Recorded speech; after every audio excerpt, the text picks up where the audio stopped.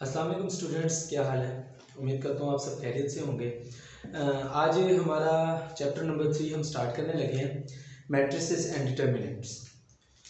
Basically आज हम इसका कुछ इंट्रोडक्शन पढ़ेंगे, कुछ डेफिनेशंस देखेंगे, बेसिक्स इसके क्लियर करेंगे और फर्दर इसके बाद हम देखेंगे कि इसका आगे हमने इसको किस तरह से लेके चलना है, कि साथ में एग्जांपल्स भी करेंगे और ई कैट के पॉइंट ऑफ व्यू से एमसीक्यूज भी डिस्कस करेंगे इंशाल्लाह।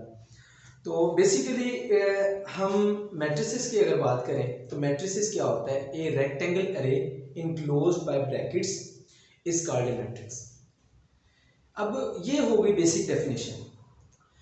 मैट्रिक की बात करते हैं ना जब हम मैट्रिक्स की, तो उसमें हम मुख्तलिफ एंट्रीज, रोज, कॉलम्स इसको देख रहे होते हैं और नंबर ऑफ डाटा हम इसमें इनपुट कर सकते हैं और उसको असेस कर सकते हैं, उसके साथ डील कर सकते हैं, प्लस कर सकते हैं, माइनस कर सकते हैं, मल्टीप्लाई कर सकते हैं, डिवाइड कर सकते हैं। यानी कि नंबर ऑफ डाटा हमारे पास जितना मर्जी ज़्यादा डाटा हो हम उसके साथ डील कर सकते हैं। कोई भी हमने मैथमेटिकल ऑपरेटर यूज़ करना है तो हम उसको कर सकते हैं।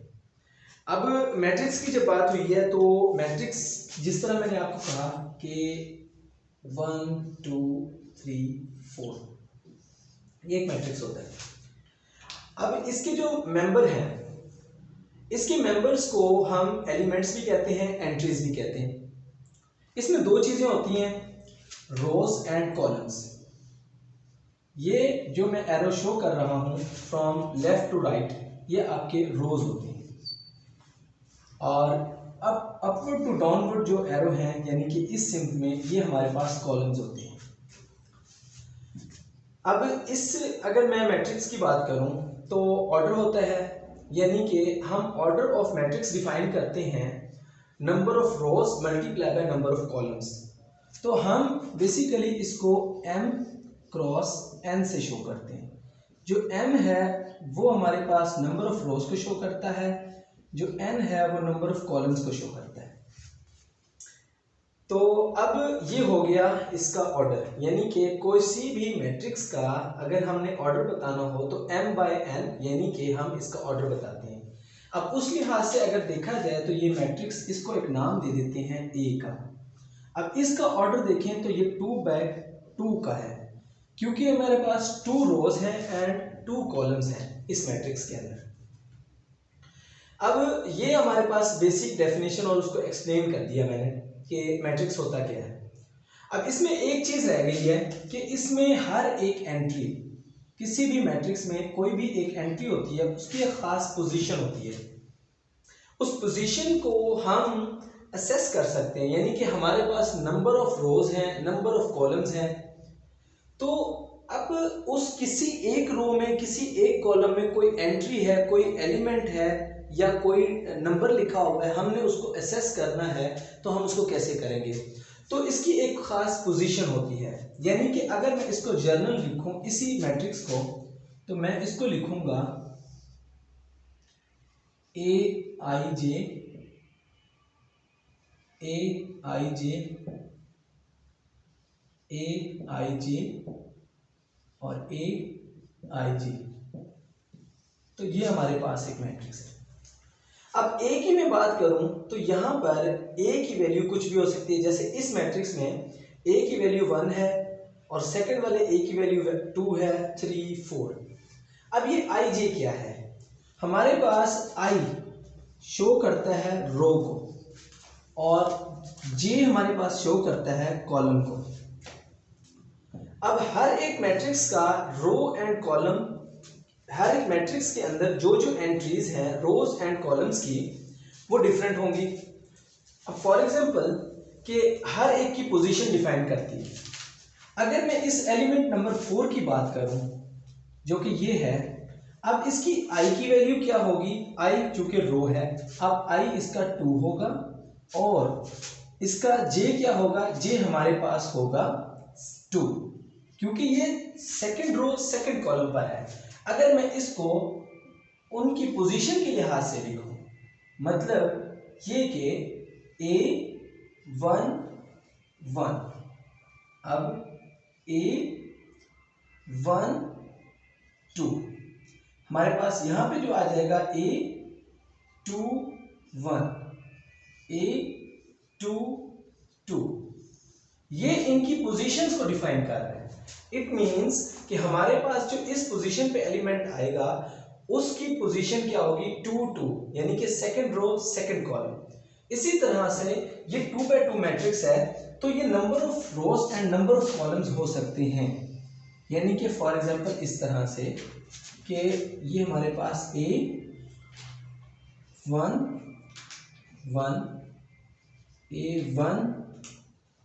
2 सॉरी पहले हमने रो लिखना है तो हमारे पास 2 1 क्योंकि कॉलम हमारा एक ही चल रहा है, ठीक है। अब इस 1 की जगह पे हम J लिख सकते हैं क्योंकि वो तो सेम चल रहा है।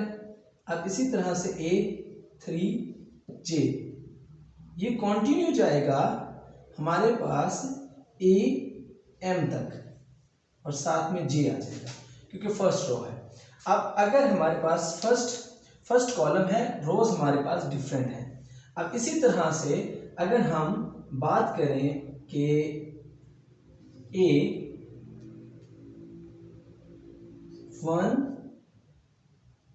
2, अब ये फर्स्ट रो है, सेकंड कॉलम है और इसी को हम I लिख दें अगर इसको, तो इसका जो नेक्स्ट एलिमेंट आएगा वो आएगा AI3।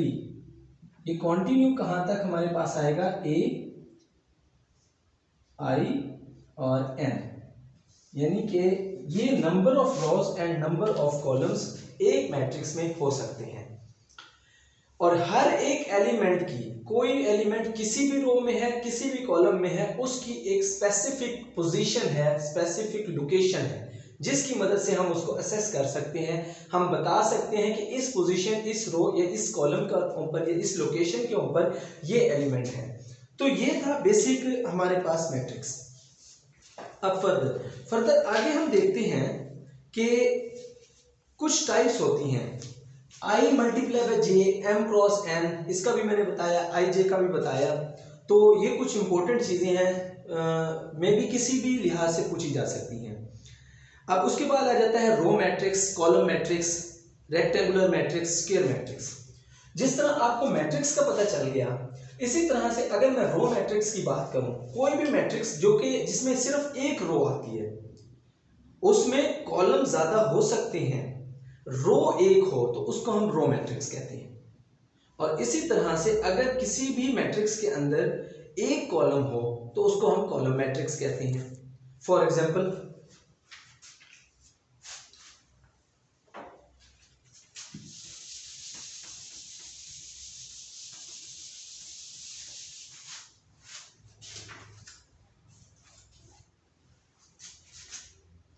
हमारे पास रो मैट्रिक्स की अगर हम बात करते हैं तो 1 5 कॉमा लगाने की कोई जरूरत नहीं है, 6, तो ये हमारे पास रो मैट्रिक्स है।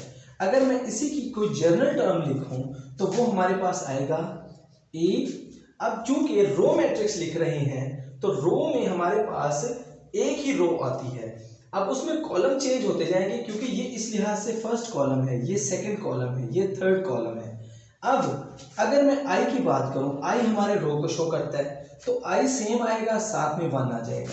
और इसी तरह से AI2 AI3, ये हमारे पास रो मैट्रिक्स की एक जनरल फॉर्म है। यानी कि हम किसी भी लिहाज से, मतलब जहां तक भी चलते जाएं, रो एक हो, कॉलम चेंज होते जाएं, नंबर ऑफ कॉलम है इसके हमारे कोई फर्क नहीं पड़ता, लेकिन रो एक होनी चाहिए तो इसको हम कहते हैं रो मैट्रिक्स।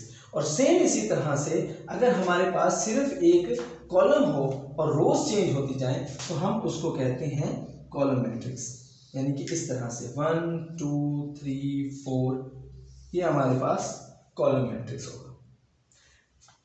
इसी की अगर मैं जनरल टर्म लिखता हूं तो हमारे पास A1J आएगा, A2J आएगा, A3J आएगा, A4J। ये आपकी एक जनरल सी टर्म है जिसको हम इस तरह से शो कर सकते हैं। यानी कि रो मैट्रिक्स के अंदर और कॉलम मैट्रिक्स के अंदर फर्क सिर्फ ये है कि रो मैट्रिक्स में हमारे पास एक रो होती है, नंबर ऑफ कॉलम्स हो सकते हैं, और कॉलम मैट्रिक्स में एक कॉलम होता है, नंबर ऑफ रोज हो सकती है। उसके बाद हमारे पास आता है रेक्टेंगुलर मैट्रिक्स, एक ऐसा मैट्रिक्स जिसके अंदर नंबर ऑफ रोज और नंबर ऑफ कॉलम्स इक्वल नहीं होते, उनको हम कहते हैं रेक्टेंगुलर मैट्रिक्स। सिंपल सी बात है कि अगर हमें देख के भी पता चल सकता है, अगर मैं इस मैट्रिक्स की बात करूं तो इसमें number of rose and number of columns equal है, 2x2 का मैट्रिक्स है। तो अब अगर मैं रेक्टेंगुलर की बात करूं तो दोनों में चेंज होने चाहिए, ऑर्डर सेम नहीं होना चाहिए। मतलब अगर ऑर्डर सेम होगा तो 2x2, 1x1, 3x3, 4x4 इसी तरह से होगा, लेकिन रेक्टेंगुलर में हमारे पास ये कंडीशन है कि उसका ऑर्डर चेंज होना चाहिए। इट मीन्स कि अगर मैं कोई रेक्टेंगुलर मैट्रिक्स लिखता हूँ, A इज इक्वल्स टू 1 2 3 4 5 6, तो ये हमारे पास रेक्टेंगुलर है। अगर हम रेक्टेंगुलर की शेप से इसको कंपैरिजन करें तो रेक्टेंगुलर की शेप भी तो इसी तरह से होती है, ये बिल्कुल सेम इसी तरह से, इसको हम कहते हैं रेक्टेंगुलर मैट्रिक्स। अगर मैं इसका ऑर्डर लिखूं तो ऑर्डर होता है m क्रॉस n। अब m क्रॉस n, m में हमारे पास नंबर ऑफ रोज आती हैं तो 2 क्रॉस 3, और नंबर ऑफ कॉलम्स कितने हैं 3, ये हमारे पास फर्स्ट, ये सेकंड, ये थर्ड, ये 3 कॉलम्स आ गए आपके, और ये फर्स्ट और ये सेकंड, 2 हमारे पास रोज आ गई।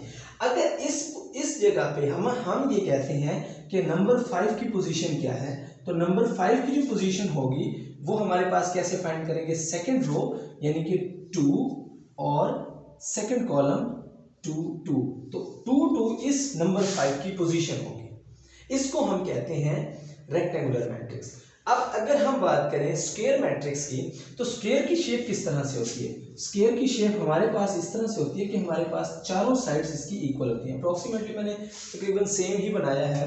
तो अगर मैं बी मैट्रिक्स को यहाँ पर लिखता हूँ तो इसमें दोनों सेम होने चाहिए, यानी कि 1 2 4 5, यानी कि अगर आप देखें 2x2, यानी कि इसको अगर हम ऑर्डर लिखना चाहें m क्रॉस n तो 2 क्रॉस 2, ये यानी कि ऑर्डर होगा इस मैट्रिक्स का, जो कि एक स्क्वायर मैट्रिक्स है।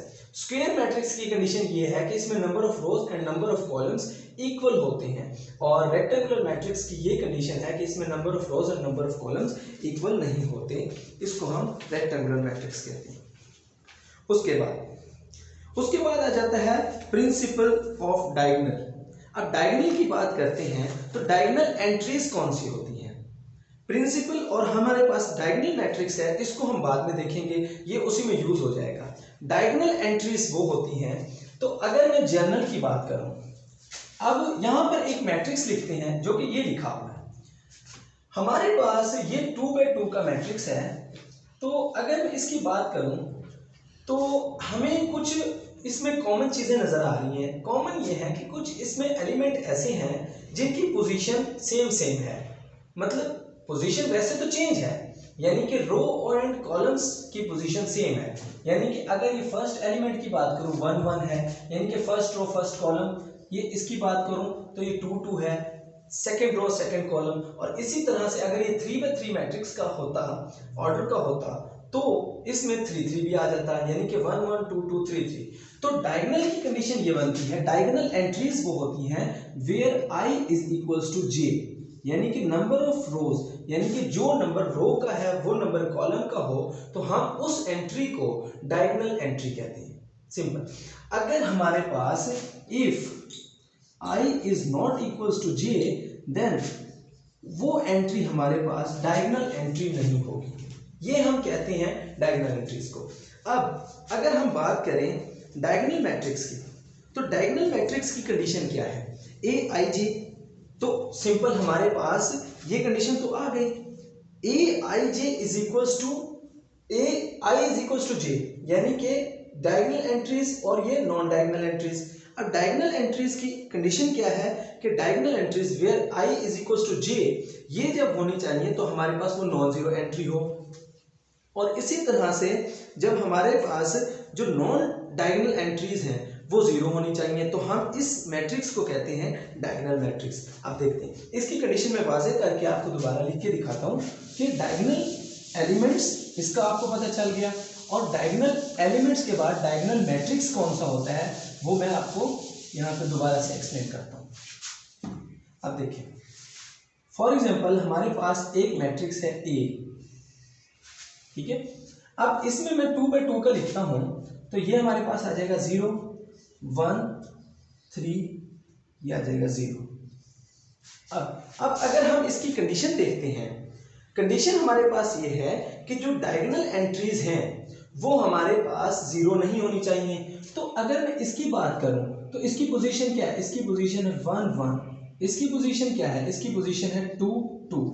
तो क्या ये डायगोनल मैट्रिक्स होगा? नहीं, ये एंट्री तो डायगोनल है because i is equal to j, but aij where aij is not equals to 0। ये इसकी कंडीशन है कि जहां पर i is equals to j हो फिर वो entry aij is not equals to 0 हो। तो ये एंट्री तो डायगोनल है लेकिन ये डायगोनल मैट्रिक्स नहीं है। अगर मैं इसको कुछ इस तरह से लिखता हूं, यानी कि नॉन डायगोनल एंट्री 0 कर देता हूं, बाकी मैं इसको 1 2 कर देता हूं, तो ये डायगोनल मैट्रिक्स है। क्यों? क्योंकि हमारे पास एक और कंडीशन है डायगोनल मैट्रिक्स की, i is not equals to j, then aij is equals to 0। तो ये हमारे पास डायगोनल मैट्रिक्स की एक डेफिनेशन हो गई, बेसिक कंडीशंस हो गई, और ये उसकी एक एग्जांपल हो गई। तो इसी तरह से अगर हम बात करें किसी भी 1 by 1 मैट्रिक्स की, तो यानी कि अगर मैं b इज इक्वल्स टू 7 लिख देता हूँ तो क्या ये डायगोनल होगा? जी होगा। उसकी रीजन क्या है? इसमें एलिमेंट बेशक एक है लेकिन कंडीशन हम ये देख रहे हैं कि i is equals to j and aij is not equals to 0। तो ये तो इस कंडीशन को फुलफिल कर रहा है। अब दूसरी जो कंडीशन रह गई, अब इसमें कोई और एलिमेंट तो है नहीं, अगर हो तो ये कंडीशन फुलफिल करे। तो इसी वजह से ये जो हमारे पास मैट्रिक्स है ये भी डायगोनल है, इसमें एंट्री भी एक है, वो डायगोनल एंट्री भी है, और वो हमारे पास डायगोनल मैट्रिक्स भी है। तो ये था हमारा आज का टॉपिक, छोटी सी कुछ एग्जांपल्स थी, इंट्रोडक्शन था। तो इंशाल्लाह नेक्स्ट हम इसकी फर्दर टाइप से स्टार्ट करेंगे। ओके, अल्लाह हाफिज़।